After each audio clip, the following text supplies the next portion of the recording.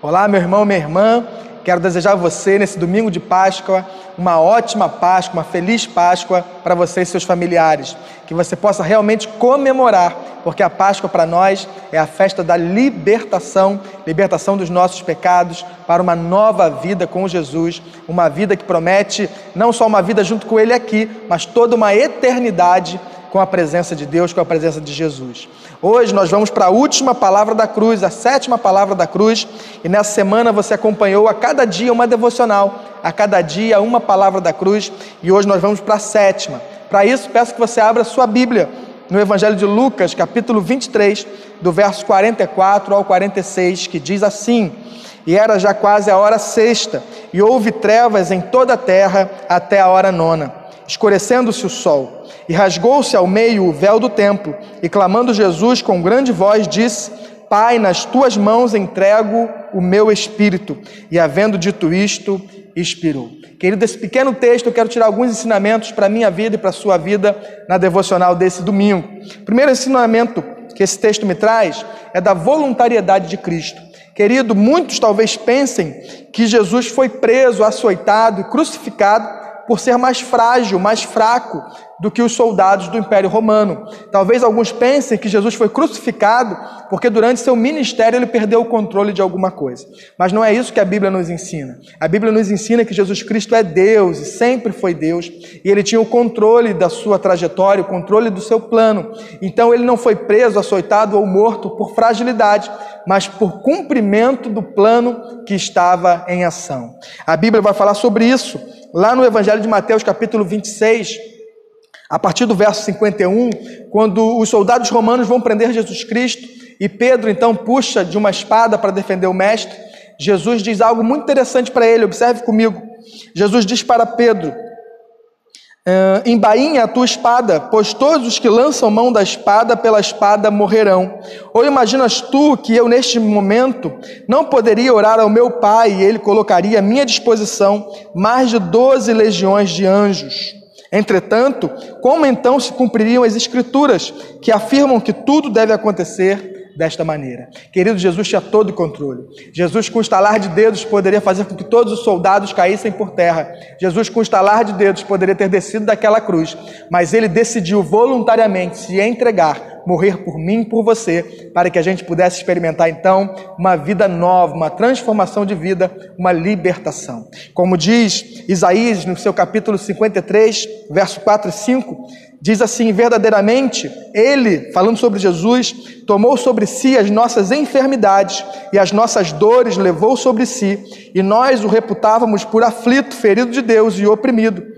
Mas ele foi ferido por causa das nossas transgressões e moído por causa das nossas iniquidades. O castigo que nos traz a paz estava sobre ele, e pelas suas pisaduras nós fomos sarados. Querido, a paz que nós temos hoje, ela só existe porque Jesus Cristo morreu naquela cruz. O segundo ensinamento que esse texto me traz, nessa última palavra da cruz, é que hoje nós temos acesso ao trono da graça.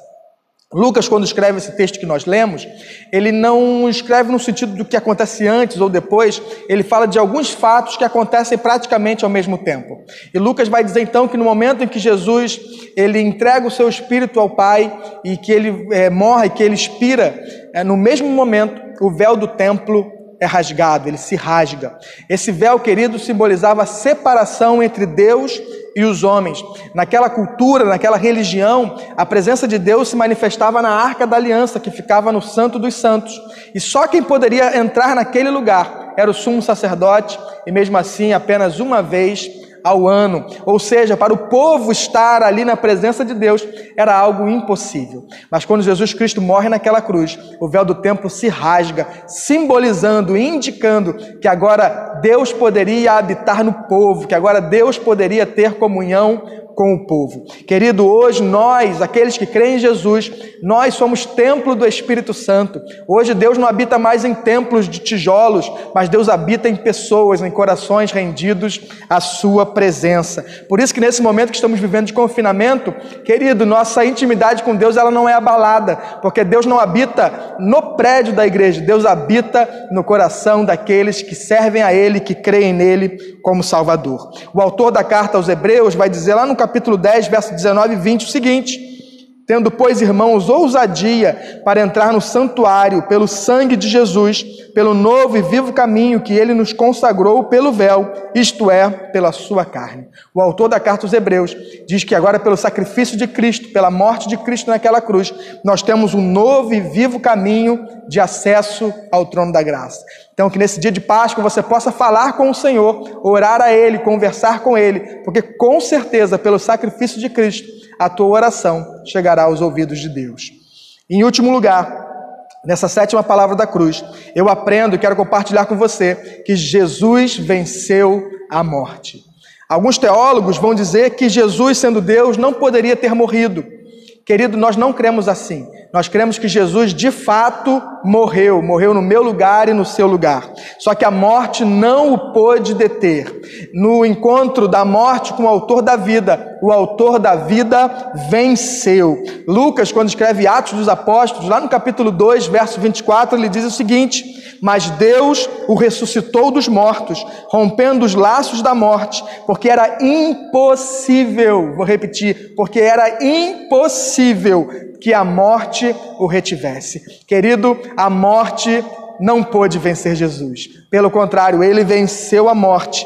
Ele venceu a morte e ao terceiro dia ressuscitou. Querido, então se alegre no dia de hoje, porque Jesus Cristo está vivo. Como eu digo, nós nos reunimos, nós celebramos não pela morte de Jesus, mas pela sua ressurreição, não com a tristeza de um velório, mas com a alegria de alguém que está vivo. Querido, que eu e você então, no dia de hoje, na Páscoa, possamos celebrar, possamos nos alegrar. Que Deus te abençoe, que você tenha uma ótima Páscoa junto com a sua família.